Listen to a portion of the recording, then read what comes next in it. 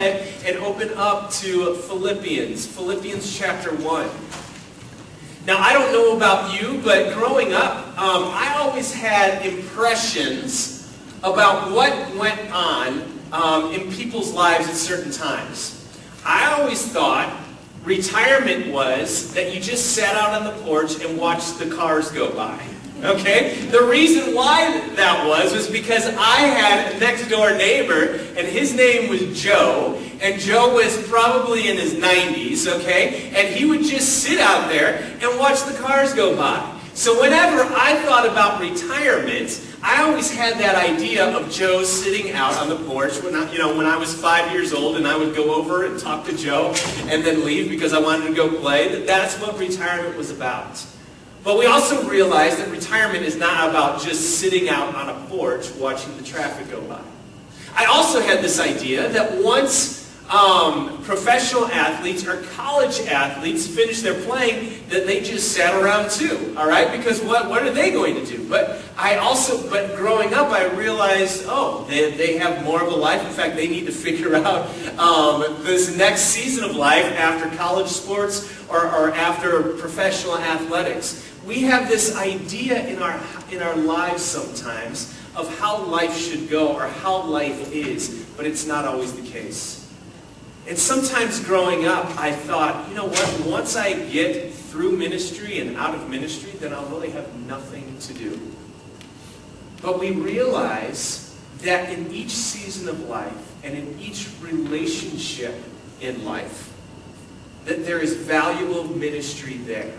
You see, as a young pastor, or as a person growing up and getting ready and prepping for ministry, I thought that there was a difference between the ministry that I do at the church and then my relationships outside of the church.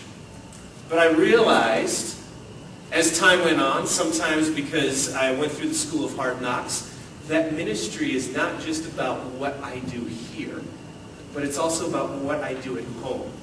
And it's also about how I treat my next door neighbor. And it's also about how I engage in relationships with friends and even enemies and coworkers and classmates and teachers. That all of life is all for the gospel. And that's the title of the message that I have today. I accidentally put May. If you just scratch out May in front, it says, all of life is all for the gospel. This is actually a little bit of a ripoff from a local church. A local church actually says, one of their mottos is, all of life is all for Jesus.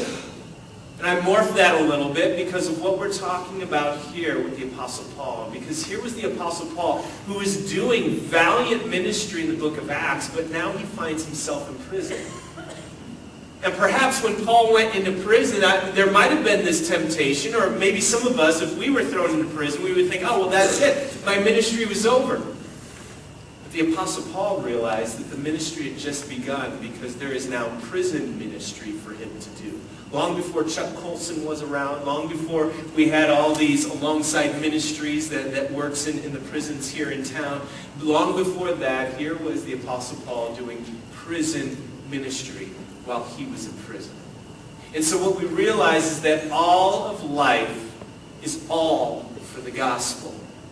Last week we talked about how the Apostle Paul was realized that his being in prison was actually benefiting the gospel. People were becoming more bold. It's just like if mom or dad is sick at the house and the kids start having to pick up the work, and they realize in the same way, because the Apostle Paul was in prison, he isn't able to do his ministry, and so now people are emboldened, people are empowered, people are becoming more strong and more courageous to carry out the gospel to the communities around them. He also realized that some were doing it out of pure motives and some were doing it out of impure motives. Not everybody liked the Apostle Paul. And so some people realized, well, this is my chance to bring a bad name to Paul and a good name to Jesus and maybe a good name to myself. The Apostle Paul said, who cares? As long as the gospel is being preached. And now we're going to be looking into Philippians chapter 1, verse 20. And this is the title of our passage. Again, scratch out the May. But all of your life is all for Jesus. Philippians chapter 1, starting in verse 20. And this is the big question that I have for you today. Do you show Christ and do you share Christ in every season, and I would add also every area of your life. Do you show Christ? Show the love of Christ, show the goodness of Christ, show His character? And do you share Christ? At the appropriate time, do you pray with people? Do you share the goodness of who God is for them? Are you able to share the gospel or share some encouragement from the truth of God's word? Are you able to show Christ and share Christ in every season and every area of your life? This is what the Apostle Paul said. Starting in verse 20, this is the way it reads. So we'll read through it. It's just very quick, and then we'll go ahead and break it down. It says this, "For I fully expect and hope that I will never be ashamed, that I will continue to be bold for Christ as I have been in the past. And I trust that my life will bring honor to Christ, whether I live or I die. For to me, living means living for Christ, and dying is even better. For if I live, I can do more fruitful work with Christ, so I really don't know which is better. I am torn between the two desires. I long to go and be with Christ, which would be better by far. But for your sakes, it is better that I continue to live." Would you pray with me? God, as we break down your word today, I pray that you would speak to us. That you would speak to us about joy. That you would speak to us about the opportunities that you have given us. Lord, that you would speak to us about the reality of wherever we're coming from and wherever we're going. You want to use us for our good and for your good. So, Lord, that's what we pray for right now. In Jesus' name, amen. So in the first part of verse 20, this is what we realize. There's this expectation and this hope. This is what the Apostle Paul says. "For I fully expect and hope that I will never be ashamed."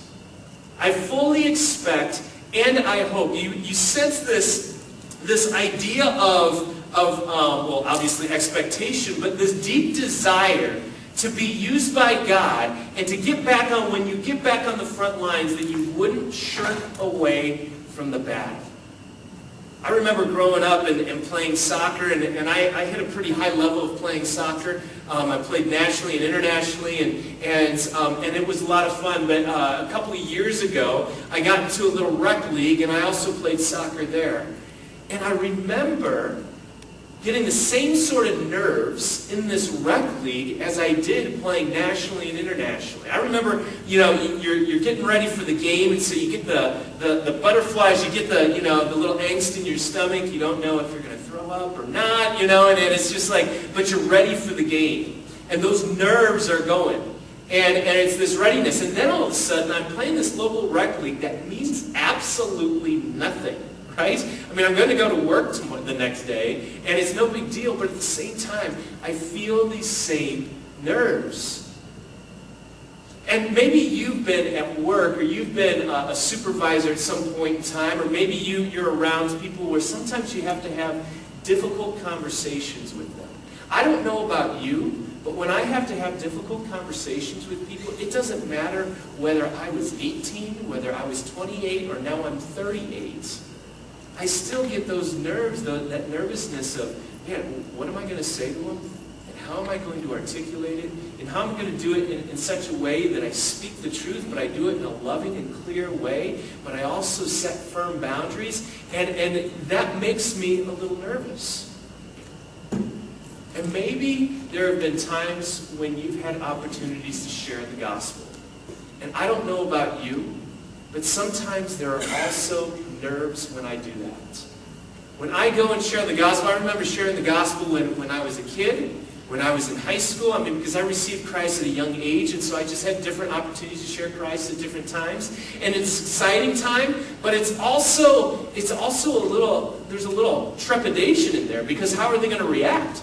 Are they going to be upset with me? Are they going to be okay? Is it going to ruin the relationship? And it feels like you're putting the relationship on the line sometimes in order to be able to share Christ or share the truth that you need to share with them. And what I've found is sometimes, even being 35, 36, 37, and now 38 years old, I still get those same nerves.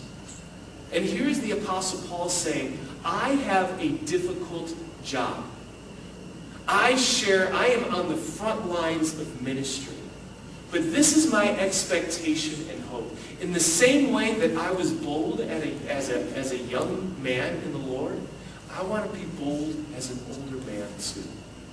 I want to be bold. I want to be on the front lines. I want to share Christ. And I do not want to be ashamed of what I'm sharing. You see, every time we have an opportunity to share Christ, we are on the front lines.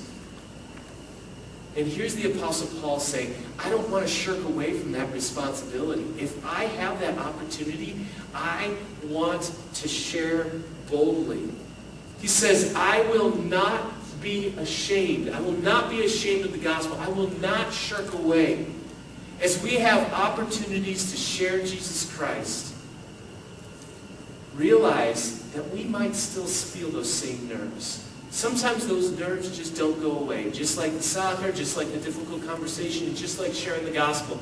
They don't go away. But in showing Christ and sharing Christ, we are on the front lines. We are doing battle. There are times when we might be timid or afraid to do it, but don't be ashamed of the gospel. And this is a question that we have. Why would anyone ever be ashamed of the gospel?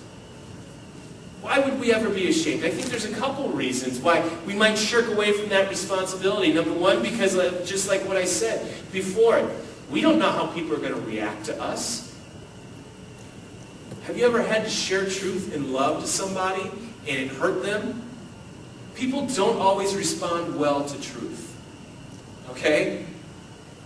And I try to respond well to truth, but even I don't respond well to truth sometimes. So when I have friends come to me and say, Josh, this is something I see in your life, I don't always respond well. And so we realize that when we share the gospel, it is the truth of God, but it also forces people to see themselves for who they are. They are sinners in separation from God, and they need a Savior.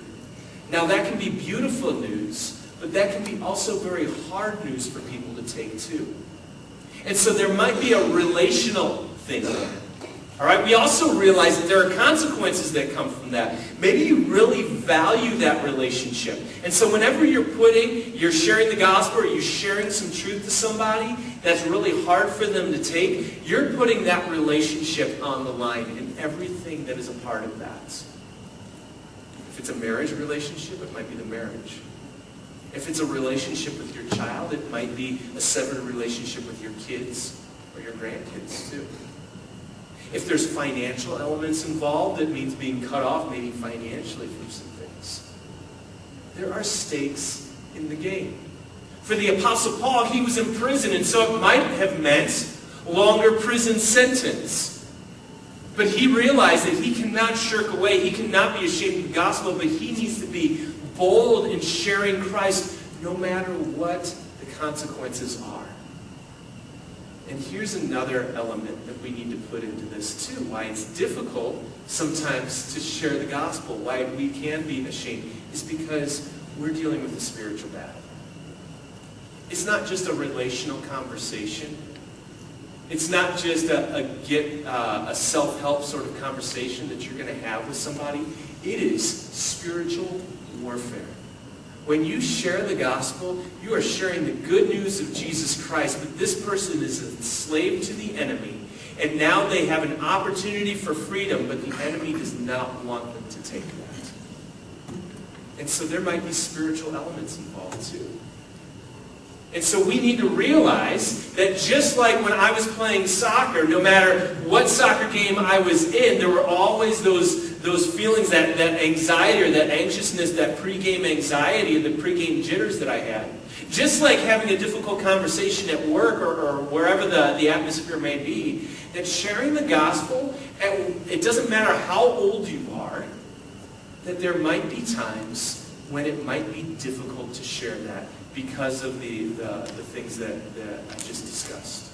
But it continues on in verse B. He says, or in verse 20, part B, he says, "But I will continue to be bold for Christ as I have been in the past." And this is what we learn here. He says, I will be bold. I will not be ashamed. I'm eagerly looking forward to getting back into the game. I'm eagerly looking forward to the expectation and the hope of being able to play again and being able to share Christ again. And the Apostle Paul is really excited about this. And he's saying, but I have some pregame jitters. I don't know how I'm going to respond, but I am committed to not being ashamed, and I'm committed to being bold. When God puts you in the game with your neighbors, or your friends, or your relatives, be bold. Do it with gentleness, do it with respect, do it with love. Pray beforehand, pray afterwards. But be bold in sharing your faith. He says, don't let your past victories make you complacent for your future faithfulness. What do I mean by this? What I mean is, there have been times in different athletics, and you see this, how someone was great in college, but then they got that pro contract, they start making millions of dollars, and they stop practicing. Right? They stop practicing, they might start partying a little bit, and what happens? They become complacent. And what they forget is that what got you there, the hard work that got you there, is what's going to keep you there. And you need to keep going on that trajectory. And here's the Apostle Paul saying is, you know what? I have had some past victories.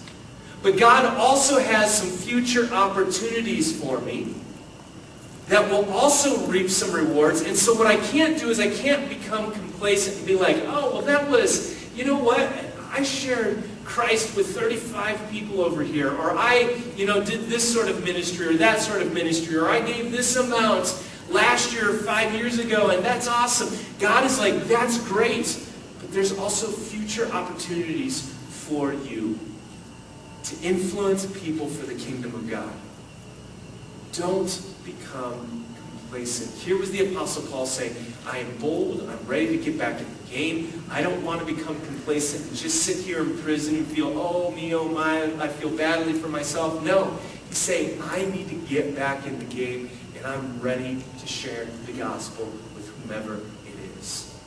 Another example, or another analogy is, I have a friend who did a pretty cool thing as it relates to his engagement. We all have different stories of people getting engaged, and some are funny, some of them are funny because they fell apart. But this one, they actually, there's the, I think it's the Devil's Bridge, is it? Or something like that in Sedona. And I forget, there's a hike where I think it's called Devil's Bridge, and it's just this natural bridge where you walk out. Well, what had happened was he had this whole idea of, I'm going to propose to her on that bridge. Now, all along the way, he had been sort of prepping some people to let them know, hey, you know what, just so you know, if you guys could scoot away, because I'm going to be, proposing. Well, she got hold of this, but she didn't realize it was her getting proposed to, like his girlfriend. And so she's like, oh, we need to stay away. Somebody's going to get proposed to on the bridge. And this is exciting. He's like, no, we need to go out there. Well, so they went out there. But as he was going out there, before on the hike trail, he also saw somebody with a drone that had a camera on it.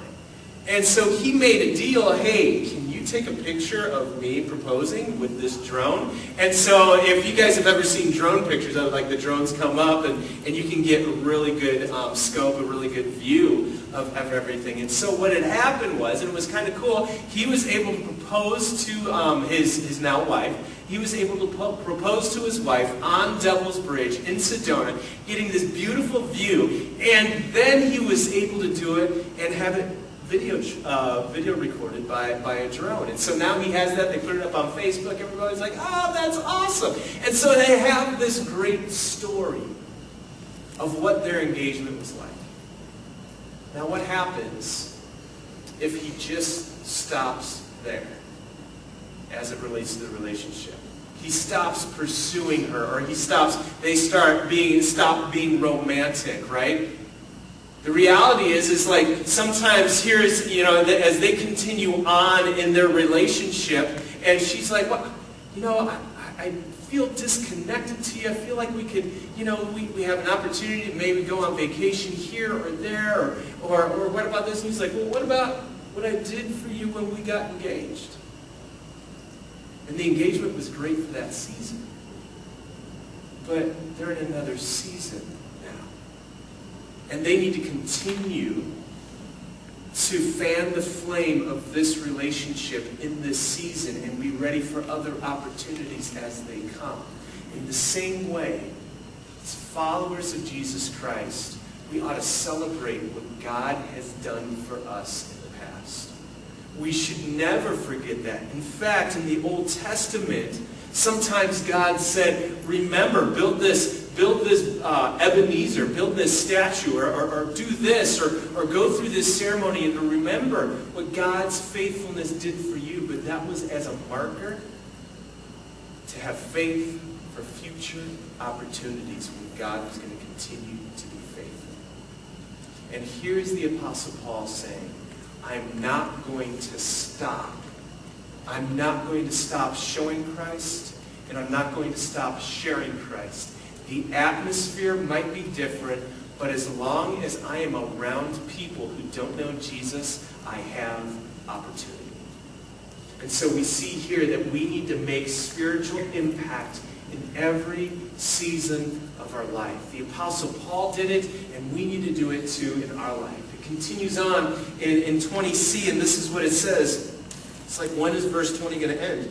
He says, for I fully expect and hope that I will never be ashamed, but that I will continue to be bold for Christ, as I have been in the past. And I trust that my life will bring honor to Christ, whether I live or I die. Here's what we see in verse 20c. Make everything count for Christ. Every area that we have can be given for Jesus. As a young pastor, I briefly mentioned it, but I remember being a young pastor in my early 20s, in my teens and early 20s, late teens, early 20s. And I had opportunities to do ministry, and it was great in multicultural settings and in different settings in different churches, and it was a lot of fun. But what I made the mistake of doing sometimes was thinking that ministry was there, and then when I came home, either with family or friends, I could act differently and be okay. Or I could do different things and be okay. And the reality was that if all of life is all for the gospel, if all of life is all for Jesus, then what I need to realize is that it's not just there, but it's also here. In fact, my ministry publicly, however public it might be, should only just be a reflection of who I truly am as a person, around my family, around my friends, in different circumstances. So the Josh Anderson that you see up front should be the same Josh Anderson that goes to Barrow's Pizza afterwards, should be the same Josh Anderson that is interacting with my family and friends, the same Josh Anderson that you will see on vacation in California if I go there, right? It's the same. Because all of life is all for Jesus. And all of life is all for the gospel. And if that's the case, then I should be the same, and I should be looking for opportunities, whether it be here, whether it be with my family or friends, or whether it be someplace else. This consistency. And so this is what the Apostle Paul is saying. He's saying, I don't know if I'm going to live. I don't know if I'm going to die. Right? There were times when I was in the synagogues planting churches, and I was doing crazy things, and it was great. It was amazing. I was healing people, and people were coming to Jesus. It was awesome. There are other times when he was running away from people because they wanted to kill him. And there's this sense of adventure. I mean, there's this sense of losing your life, and that's scary, but there's also this sense of adventure. And then there are these times when he walks into just a city and he's able to preach in front of thousands, and people are coming to Jesus, and it's amazing. But now he finds himself in prison. And he's like, what gives? He could say that, but instead he's saying, you know what? As long as I have breath in my lungs, I'm going to make an impact for Jesus. There's guards around here, they need Jesus. There's prisoners around here, they need Jesus. There's people that are coming to visit me who know Jesus, they need to be encouraged to continue to share the gospel. Wherever I'm at, I have ministry. And so where is your ministry? Every area can be given to Jesus. And I just wrote down some different areas. Excuse me. Family, chores, Right? If all of life can be all for the gospel, then I can serve and I can give with a cheerful heart. And that means chores around the house. It can be for the glory of God. At my job, with friends, at school, activities, whatever it might be, whatever sort of fun things. But if you go golf every week, then hanging with your golf buddies, and just beforehand saying, God, just give me an opportunity to show Jesus and share Jesus however you want me to do it. Wherever you are at, you can make impact for Christ. And here's the Apostle Paul saying, life or death. It continues on in verse 21, and this is what it says. It says, for me, living means living for Christ, and dying is even better. Some versions say this, for to me to live is Christ, to die is gain. And so we realize this, life means ministry. As long as we have breath in our lungs, life means ministry. As long as we can still breathe, we are not done yet. Life means ministry, death means victory. Why? Why do I say victory? Because that is at the point where we cross the finish line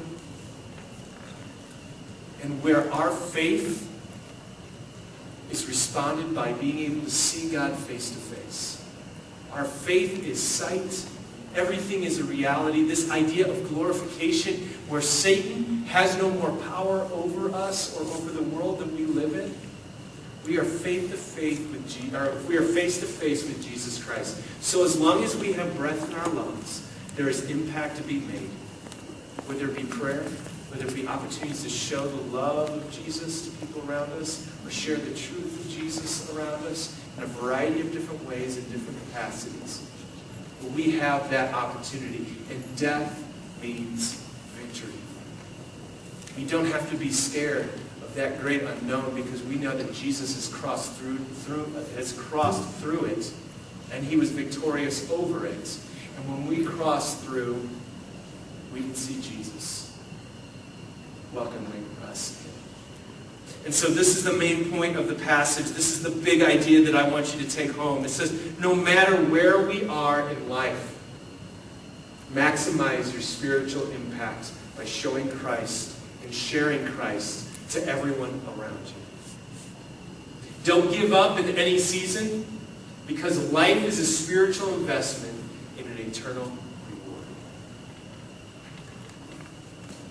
Let me read that again. No matter where you are in life, maximize your spiritual impact by showing Christ and sharing Christ to everyone around you. Retirement is not sitting on a porch watching the cars go by. Retirement is an opportunity to share Christ with your kids, with your grandkids, to show Christ to your neighbors around you, to pray for people, to maximize your spiritual impact in that season.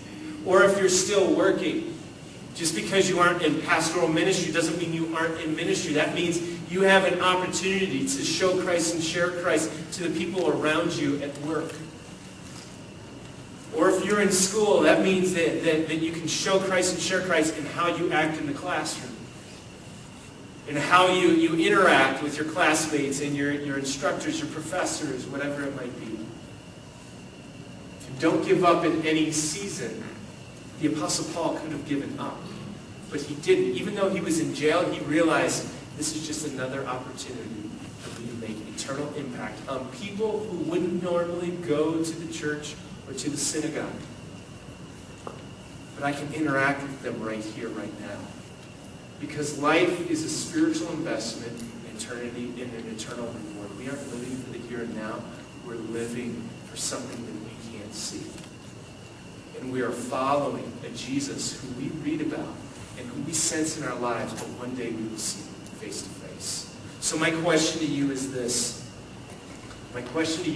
Bringing it home. Where can you boldly invest in those around you to make more spiritual impact in their lives and in your life today? One of the things that brought the Apostle Paul so much joy was that no matter where he was, he knew he was making impact. No matter where he was, he knew he was making spiritual impact. No matter where you are, whether you're in school, frustrated with that, whether you're at work, a dead-end job or a job that you're really passionate about, whether you're in retirement and you spend valuable time with those around you, or you struggle to find that time sometimes with people. Wherever you're at, realize that in the same way that God used the Apostle Paul in prison in prison while he was writing to Philippi, that he wants to use you too. Would you pray with me?